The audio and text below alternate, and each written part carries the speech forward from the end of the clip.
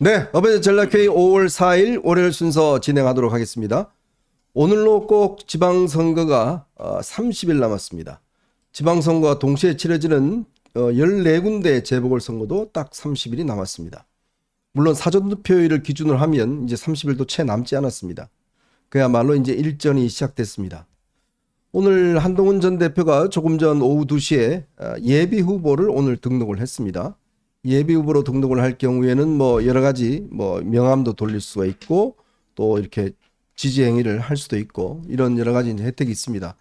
예비 후보로 일단 등록을 했고요. 내일이면 국민의힘의 후보가 결정이 됩니다. 지금 현재 박민식, 이영풍 두 후보가 경선 중입니다. 내일 아마 오후쯤에 결정이 될 것 같은데 이제 본격적인 선거 시작입니다.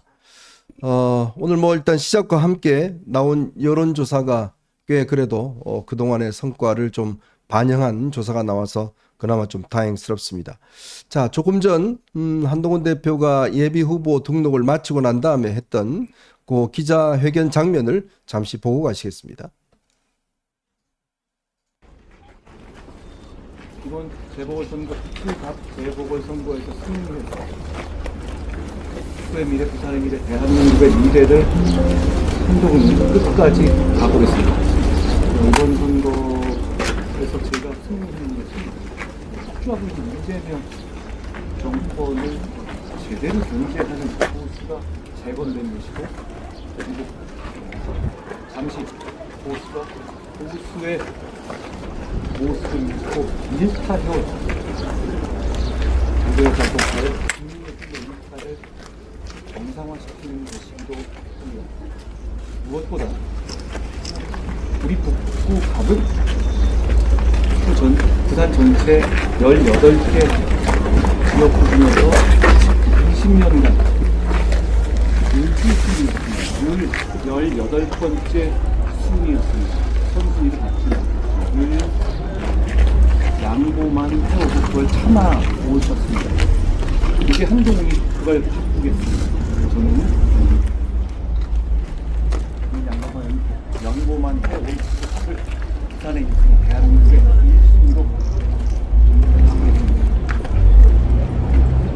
그동안 20년 동안 이 아름다운 작품이 기대만 하고 있었던 걸 지금부터 제가 바꾸겠습니다. 후의 미래를 새로 열겠습니다. 끝까지 저와 함께합니다. 네, 지금 뭐 방금 기자회견을 했는데 참 예비 후보 등록하는데 저렇게 기자들이 많은 것도 처음 봤어요. 그것도 뭐 처음이죠. 예, 저렇게 예비 후보 등록. 근데 뭐 그만큼 여기가 이제 요번 6.3 선거, 지방선거인데 사실상 그 지방선거 때문에 발생한 보궐선거 아니겠습니까? 네네. 그러니까 곁다리인데, 곁다리가 지금 거의 이제 이 선거에 가장 핫플이 돼가지고 네. 전국적 관심사가 된 것 같습니다. 네, 뒤에 보니까 한지아 의원이 오늘 같이 동행을 했네요. 오늘 이제 예비 후보로 등록을 하고 이제 본격적으로 이제 뛰어야 될 텐데 우리 김연주 박사님이 지난주에 한번 다녀오셨죠? 네, 그렇습니다. 네. 토요일 날 네. 방문을 했었는데요.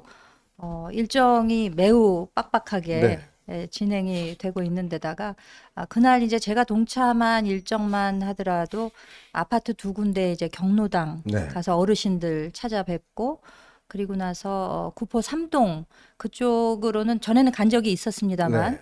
그 당일날도 이제 갔는데 거기는 워낙 그 사람 통행이 그렇게 많은 동네는 아니라고 하더라고요. 굉장히 그 경사도가 심한 골목들 그리고 아파트도 이제 옹벽 같은 게 있는 아파트들이 많아가지고 이제 걸어 올라가고 내려오고 하는데 상당한 좀 힘이 드는 네. 그렇게 경사도가 좀 심한 동네이긴 한데 굉장히 조용하고 산이 있어서 아주 그 자연이 아름답고 네. 그 이제 버스 종점까지 걸어갔다가 다시 그 중간에 있는 그 중간 지점으로 이제 내려왔는데 지나갈 때도 그 걸어서 통행하시는 분들이나 혹은 차를 타고 가시는 분, 오토바이를 타고 가시다가 한 대표를 발견한 분들은 뭐 누구나 할 거 없이 가던 길을 멈춰 세워서 차창을 내리거나 오토바이 헬멧을 벗으시고 네. 잘해보라라는 격려의 말씀을 해주시는 분들이 뭐 10이면 9 이상 되셨고요.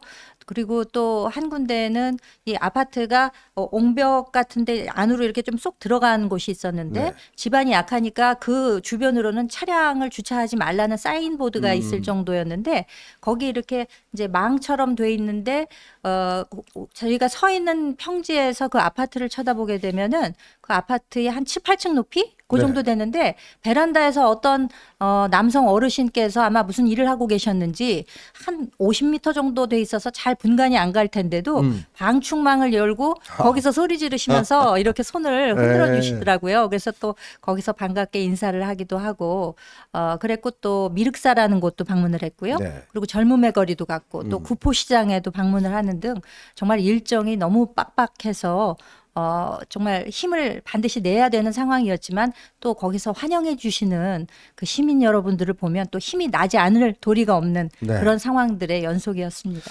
사실 이게요, 여러분 선거운동 한다는 게 엄청나게 진짜 에너지가 들어가고 힘이 소비되는 겁니다. 사실 한동훈 전 대표가 좀 빨리 시작을 했어요. 그러다 보니까 한 전 대표의 좀 건강을 걱정하시는 분도 많이 계신 것 같아요.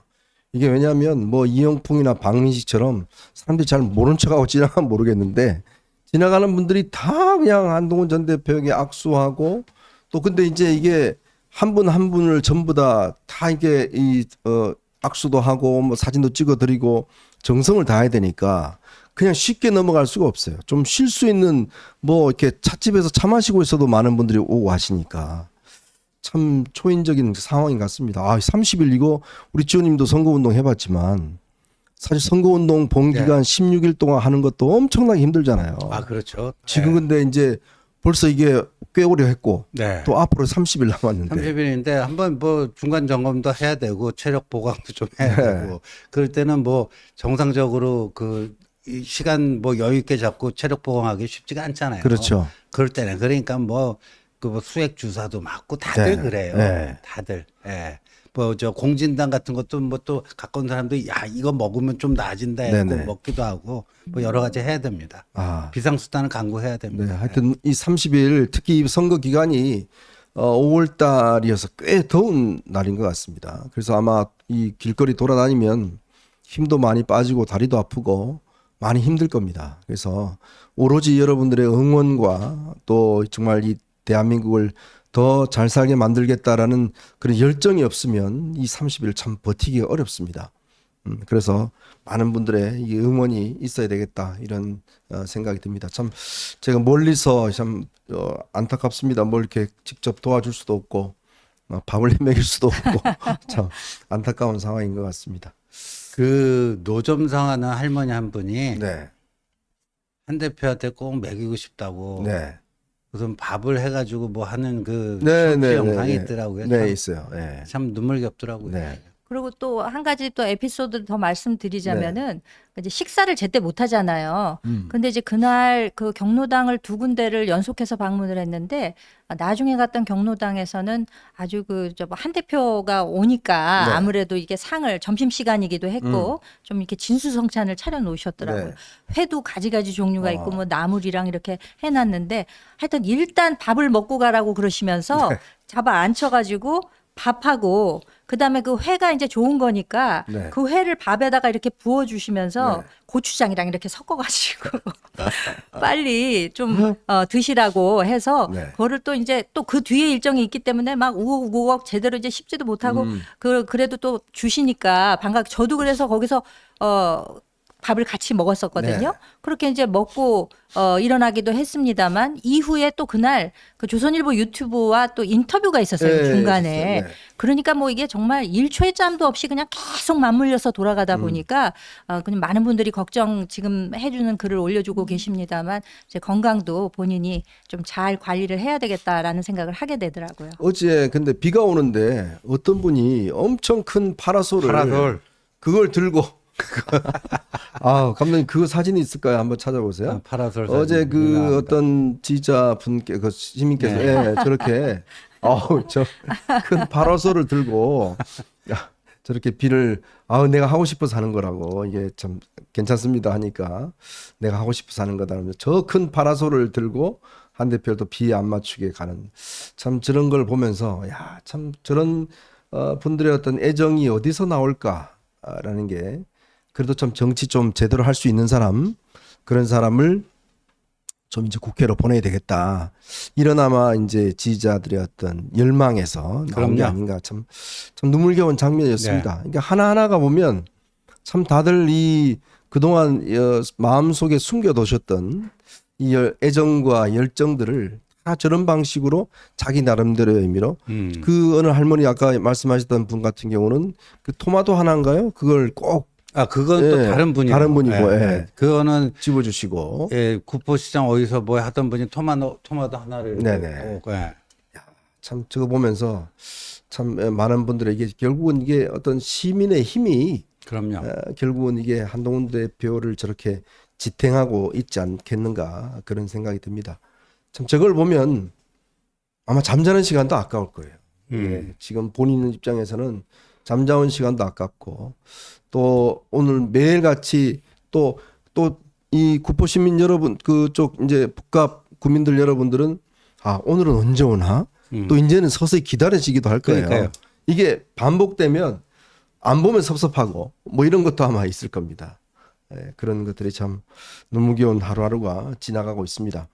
자, 그래서 오늘은요 여러분들과 함께 저희가 세 가지 이야기를 좀 해볼까 합니다. 특히 이번에 정청래와 하정우가 이 오빠 파문이 꽤 파문이 커지고 있는 것 같습니다.